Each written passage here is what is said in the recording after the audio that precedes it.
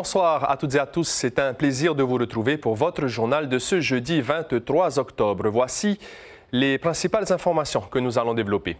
Des activités sportives à la place d'un entretien d'embauche. C'était le principe d'un job dating organisé aujourd'hui à Mataya. Les demandeurs d'emploi et les employeurs potentiels font du sport ensemble et apprennent donc à se connaître. 40 communes sur les 48 du Fénois travaillent avec l'Agence française de développement, l'AFD, notamment pour financer des projets grâce à l'emprunt.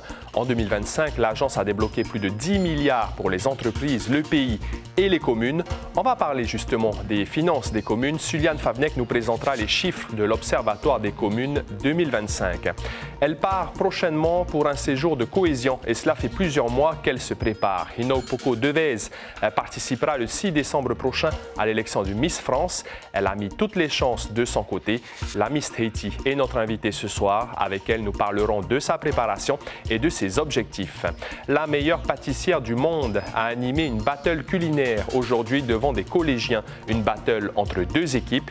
Hinou Poko Devez et Moïtei Broderson, justement, se sont affrontés. Merci d'être avec nous. Et si décrocher un emploi commençait par un défi sportif? À Mataya, le CEFI, en partenariat avec la Fédération d'athlétisme et la commune de Tebayuta, a organisé un job dating sur le thème du stade à l'emploi.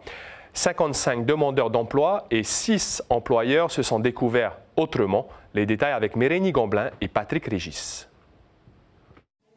C'était la surprise du jour pour les candidats, des activités sportives à la place d'un entretien d'embauche. Les employeurs participent sans révéler leur identité, un concept sport-emploi qui fonctionne déjà très bien dans d'autres pays. C'est de mettre en avant certaines compétences qui sont souvent négligées en entretien classique, notamment les compétences comportementales comme l'esprit d'équipe, la motivation, la confiance en soi. Je trouve que c'est une très belle initiative, justement, de permettre aux demandeurs d'emploi d'accéder directement aux entreprises et puis de pouvoir justement démontrer à travers un CDD que je suis capable, même à 46 ans, d'occuper un poste. L'après-midi, retour aux entretiens plus classiques. Les postes proposés ne sont pas forcément liés au sport. BTP, sécurité, gestion de l'eau. Les recruteurs, ravis de l'initiative, ont pu repérer quelques profils prometteurs. À travers les jeux, donc, ça m'a permis de voir et de déceler en fait, des profils plutôt de leaders qui peut-être que sur un CV ou lors d'un échange en entretien, on ne le voit pas forcément. Parmi les demandeurs d'emploi, une dizaine de travailleurs handicapés venus tenter leur chance, comme Marutea. Il n'a pas trouvé d'offres qui lui correspondent. À cause de ma situation, je ne peux pas porter lourd, les entreprises spatiales, je ne peux pas aller avec eux. Après Aroué et Mataya, le CEFI compte bien étendre ce job dating sportif à d'autres communes. Et en 2024, le taux d'emploi a atteint plus de 57%, son plus haut niveau depuis 6 ans, et 8600 personnes étaient au chômage. Le Bureau d'enquête et d'analyse pour la sécurité de l'aviation civile a ouvert une enquête pour incident grave survenu sur l'un des ATR 72 d'Air Tahiti le 29 septembre dernier aux Marquises. Il y aurait eu un blocage des commandes au moment de l'approche finale à Nukuhiva, mais les pilotes ont pu remettre les gaz et reprendre le contrôle de l'appareil. Le corps sans vie d'un touriste métropolitain septuagénaire a été retrouvé dans le lagon de Fakarava ce matin. Il serait décédé d'une noyade, mais on ne connaît pas les circonstances exactes. L'Agence française de développement, partenaire financier des communes, a présenté ce matin un bilan de son activité. Plusieurs maires et des chefs d'entreprise étaient présents. L'AFD qui a injecté plus de 5 milliards de francs pour concrétiser des projets. Chiquita Teiva, Jérôme Lee. En Polynésie française, 40 des 48 communes travaillent avec l'Agence française de développement. C'est à peine 10% de l'activité de l'agence, mais en termes de volume de dossiers, les communes sont leurs premiers clients. On voit aussi de plus en plus les Tavana aller vers l'emprunt pour financer leurs investissements, parce que emprunter pour financer un investissement, c'est faire porter la charge de cet investissement sur toutes les générations qui vont l'utiliser. Si on attend d'avoir la trésorerie pour investir, on va être en retard. Les maires des Tuamotu l'ont bien compris. Comme à Fangatau par exemple, le Tavana n'aurait jamais pu offrir à sa population une centrale solaire hybride sans un emprunt de 240 millions de francs. Il faut déjà un apport de la commune à hauteur de 15-20 millions. Et sachant que les investissements annuels qui nous arrivent en recettes, c'est de l'ordre de 9 millions. Alors il faut trouver un compromis pour pouvoir mettre en place nos projets. À Punaoya et Mahina, ce ne sont pas les projets qui manquent. Mais pour obtenir un crédit, il faut montrer patte blanche. Il fallait assainir d'abord les comptes de la ville de Mahina. Donc on a fait un gros travail de fond et sur l'assainissement des comptes. Et aujourd'hui, c'est paradoxal, mais ce sont les établissements financiers qui nous courent après, qui nous proposent des prêts. Au total, donc, on a pu approcher à peu près les 800 millions donc, sur différents prêts, notamment en eau, pour la plupart, plusieurs prêts pour l'eau et puis d'autres pour compléter d'autres projets. En 2024, l'AFD a investi plus de 5,6 milliards de francs dans les différents projets du pays, des entreprises et des communes. Cette année, ce montant s'élève à plus de 10,7 milliards. Et les communes du Fénois vont un peu mieux. Leur situation financière s'améliore, les recettes repartent à la hausse et les investissements aussi. Mais derrière ces bons chiffres, quelle réalité? Suliane Favnec, bonsoir. Vous avez analysé les données de l'Observatoire des communes 2025.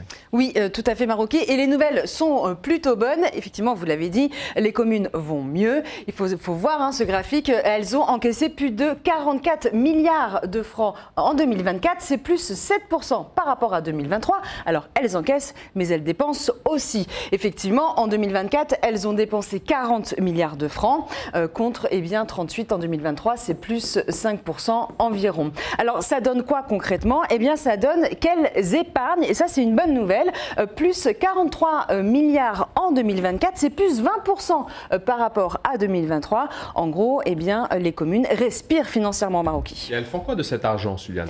Eh bien, elles réinvestissent. En 2024, elles ont injecté plus de 12 milliards de francs pour des projets. C'est plus 10% par rapport à 2023.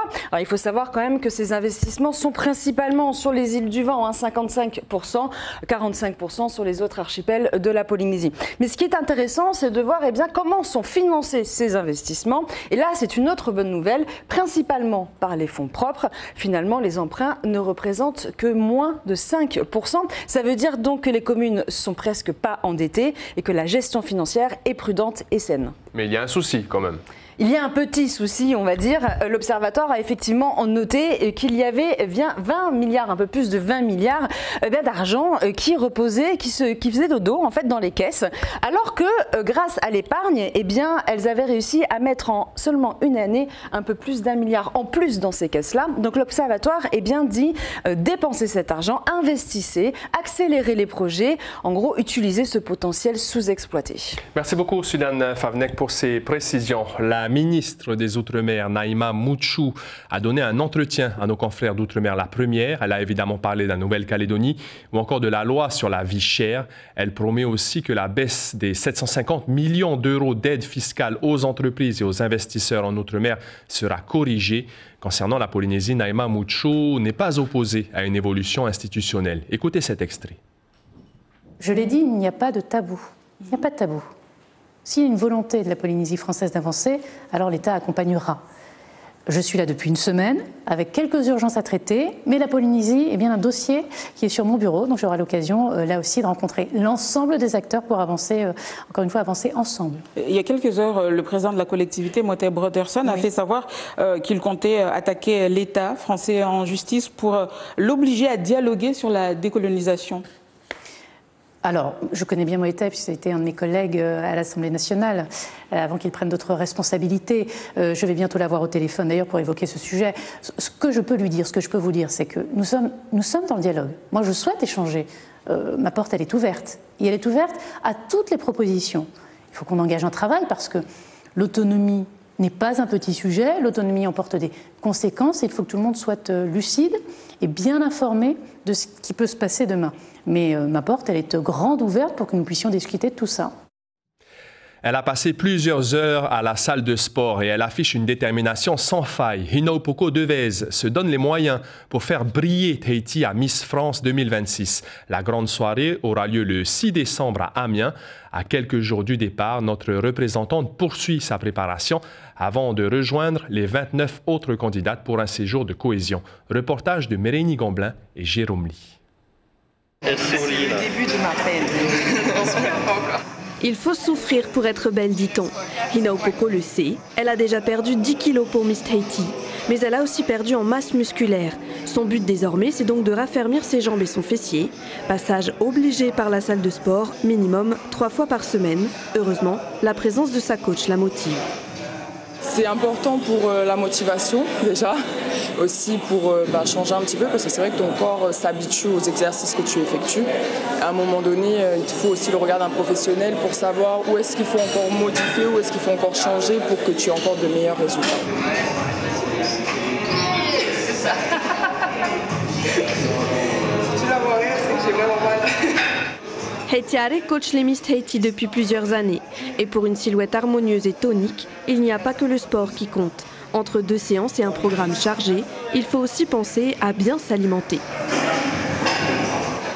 Quand elles sont en stress, souvent, elles ne mangent pas, le matin elles ne mangent pas, le midi elles ne mangent pas et elles ne comprennent pas pourquoi après elles prennent du poids. Donc il faut déjà leur réapprendre à manger, leur faire comprendre comment le corps fonctionne.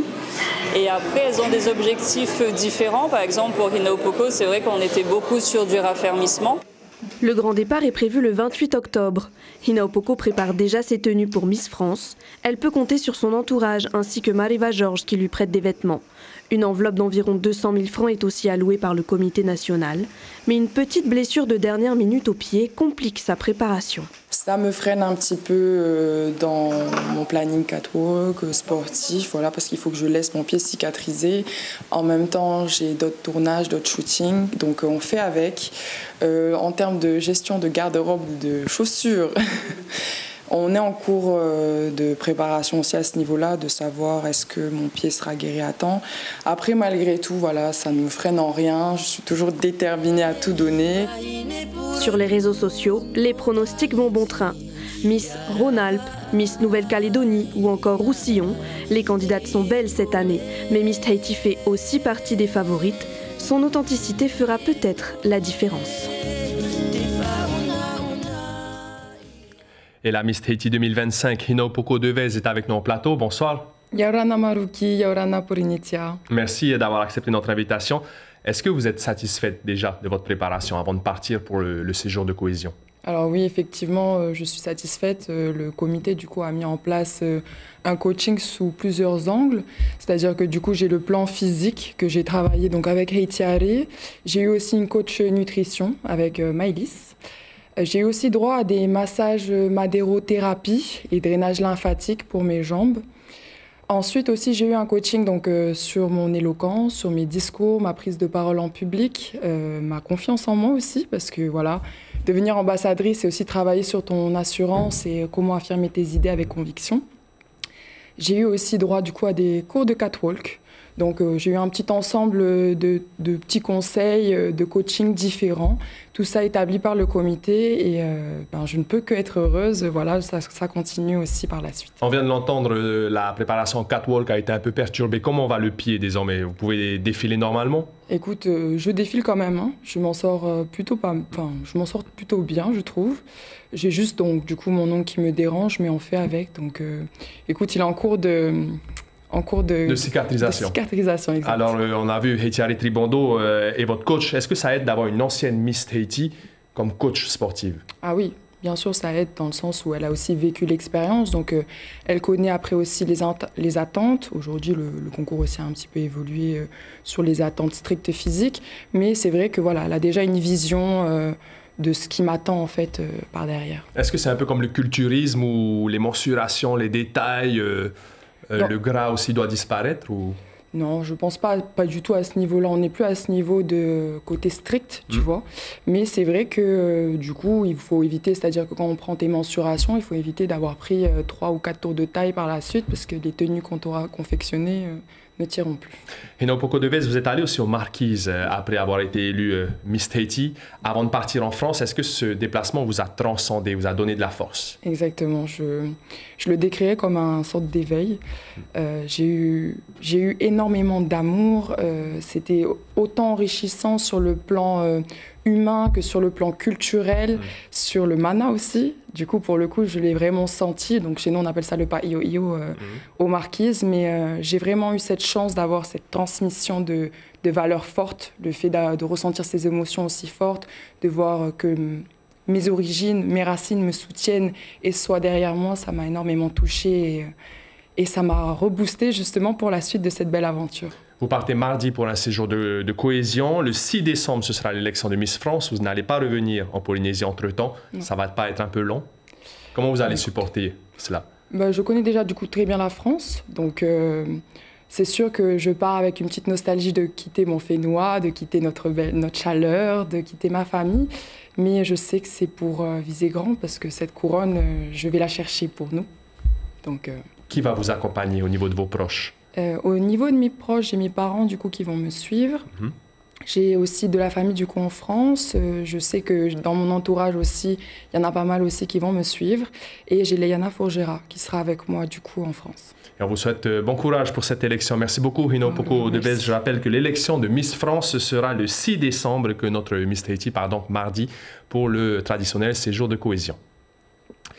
Plus que quelques jours avant le départ de la 32e édition de la Hawaikinui Va'a, la première étape sera lancée mercredi, le 29 octobre, depuis Huahine. Le comité organisateur a renforcé la sécurité avec notamment 4 médecins dépêchés et plus de secouristes et de bateaux officiels que lors des années précédentes. Autre point important, c'est la valorisation de la course aérienne qui se déroule à Bora Bora le samedi. Pour le comité organisateur, désormais, la Hawaikinui Va'a, c'est 4 jours de compétition au lieu de 3.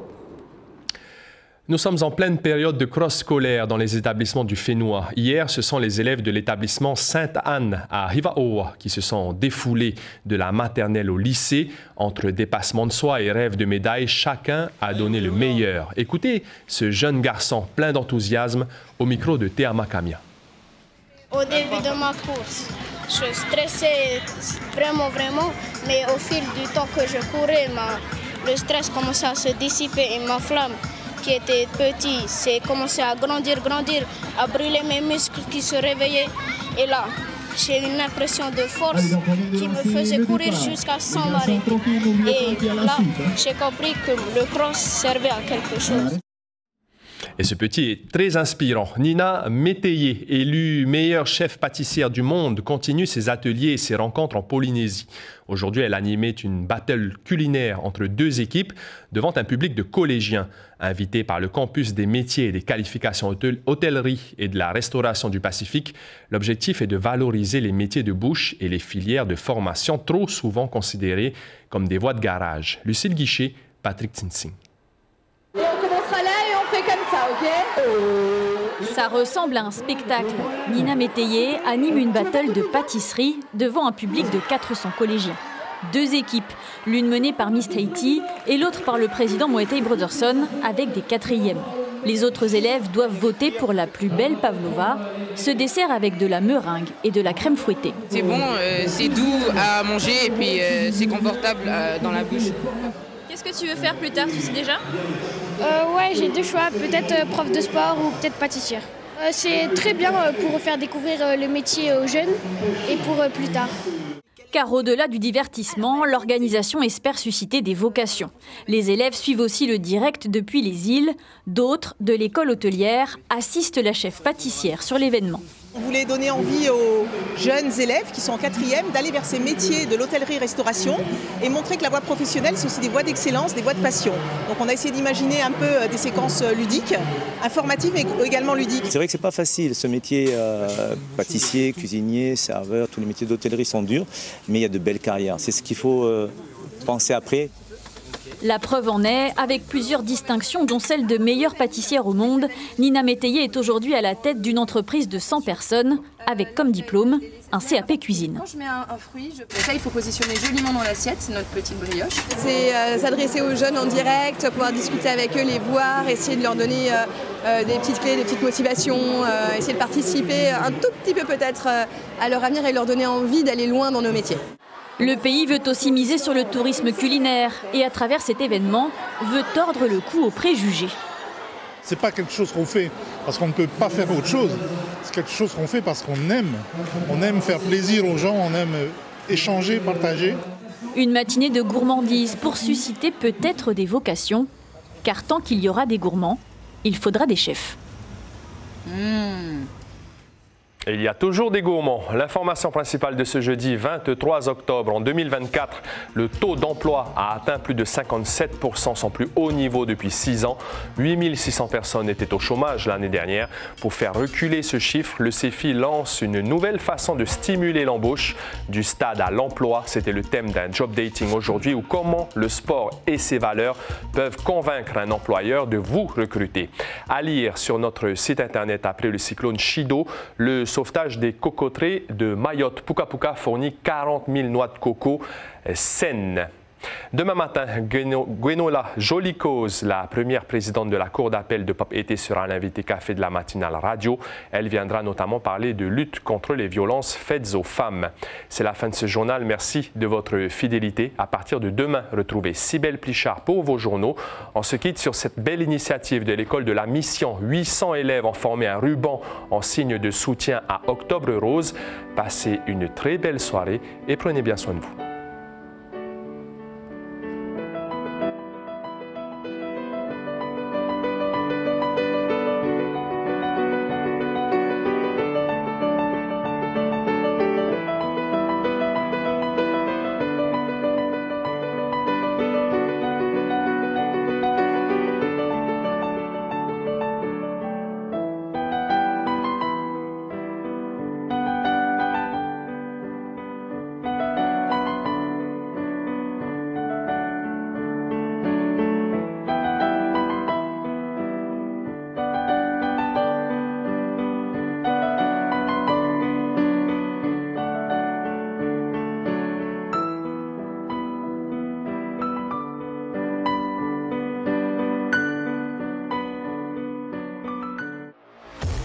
Retrouvez toute l'info sur WhatsApp en scannant notre QR code.